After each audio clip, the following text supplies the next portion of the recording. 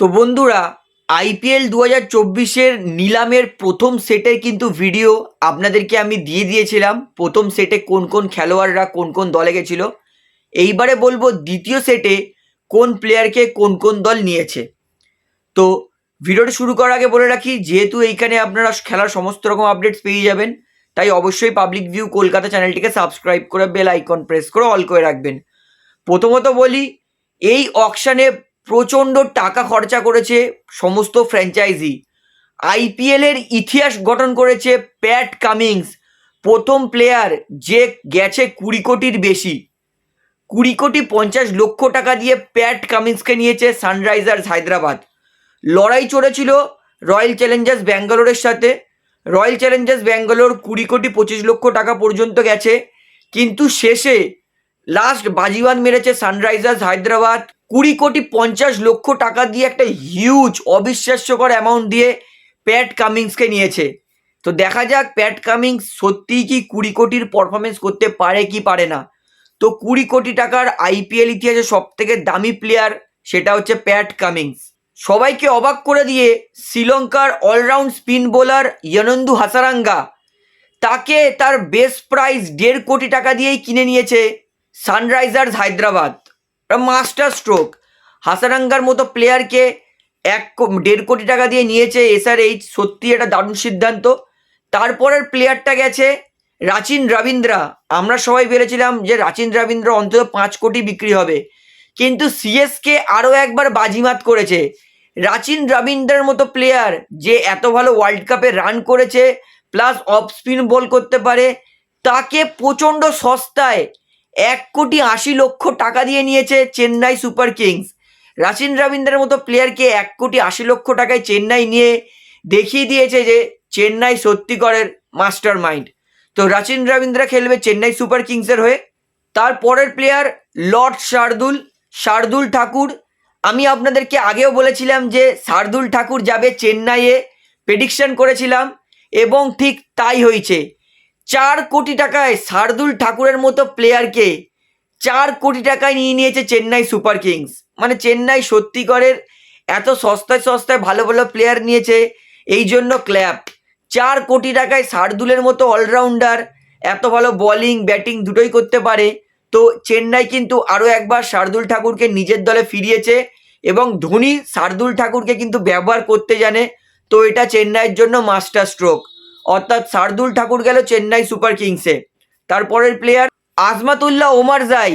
আমরা ভেবেছিলাম যে ওমারজাই কমপক্ষে 2 কোটি 3 কোটি দিয়ে বিক্রি হবে, কিন্তু ওমারজাইকে তার বেস্ট প্রাইস 50,00,000 টাকা দিয়েই নিয়ে নিয়েছে গুজরাট টাইটেন্স। একটা ভালো টি20 অলরাউন্ডার যে ভালো ব্যাটিংও করতে পারে বলিংও করতে পারে 6-4 মারতে পারে, সেরকম ভালো অলরাউন্ডারকে মাত্র 50,00,000 টাকা বেস্ট প্রাইস দিয়ে গুজরাট নিয়ে কিন্তু আরও একবার কামাল করে দিয়েছে। অর্থাৎ এইটা কিন্তু এখনও অবধি সব থেকে সস্তায় প্লেয়ার, সেটা নিয়েছে গুজরাট টাইটেন্স 50,00,000 টাকায় আফগানিস্তানের অলরাউন্ডার প্লেয়ার আজমাতুল্লাহ ওমারজাইকে। তারপরের প্লেয়ারের দিকে আসি, এটা হচ্ছে প্যাট কামিংস।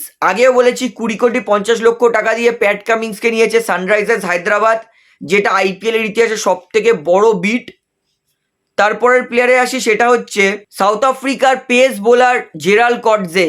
আমি তো অনেস্টলি ভেবেছিলাম জেরাল্ড কটজে কমপক্ষে 8 কোটি 9 কোটি বিক্রি হবে, কিন্তু মুম্বাই ইন্ডিয়ান্স জেরাল্ড কটজেকে মাত্র 5 কোটি টাকা দিয়ে নিজের দলে নিয়ে নিয়েছে। 150 কিলোমিটার বেগে বল করতে পারে, কন্টিনিউয়াসলি 9 ওভার 10 ওভার বল করার ক্ষমতা রাখে, ভালো বাউন্সার মারে, ভালো ইয়র্কার মারে, ইনসুইং আউটসুইং করতে পারে। এই রকম বোলারকে 5 কোটি টাকা দিয়ে মুম্বাই ইন্ডিয়ান্স সই করে কিন্তু আমাকে অবাক করে দিয়েছে। অর্থাৎ 5 কোটি টাকা দিয়ে জেরাল্ড কটজেকে নিয়েছে মুম্বাই ইন্ডিয়ান্স।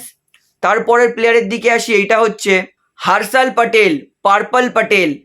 যেটা আশা করেছিলাম যে হার্ষাল প্যাটেল 10 কোটির বেশি বিক্রি হবে, তাই হয়েছে। হার্ষাল প্যাটেল বিক্রি হয়েছে 11,75,00,000 টাকা দিয়ে। ভেবেছিলাম যে কেকেআর হয়তো হার্ষাল প্যাটেলের জন্য যাবে, কিন্তু কেকেআর এতই দাম উঠে গেছে যে হার্ষাল প্যাটেলের জন্য যায়ও নি কেকেআর, তবুও হার্ষাল প্যাটেল বিক্রি হয়েছে 11,75,00,000 টাকা দিয়ে। এবং হার্ষাল প্যাটেলকে কিনেছে পাঞ্জাব কিংস, অর্থাৎ প্রীতি জিন্টার দলের থেকে রিপ্রেজেন্ট করবে হার্ষাল প্যাটেল। অর্থাৎ হার্ষাল প্যাটেলের মতো ভালো প্লেয়ারকে কিন্তু 11,75,00,000 টাকা দিয়ে কিনেছে পাঞ্জাব কিংস। তারপরের প্লেয়ারের দিকে আসি, এটা হচ্ছে নিউজিল্যান্ডের middle order batsman Daryl Mitchell. অলরাউন্ডারও বলতে পারি, মিডল অর্ডারে দারুণ ব্যাটিং করে। ড্যারেল মিচেলকে 14 কোটি টাকা দিয়ে নিয়েছে সিএসকে।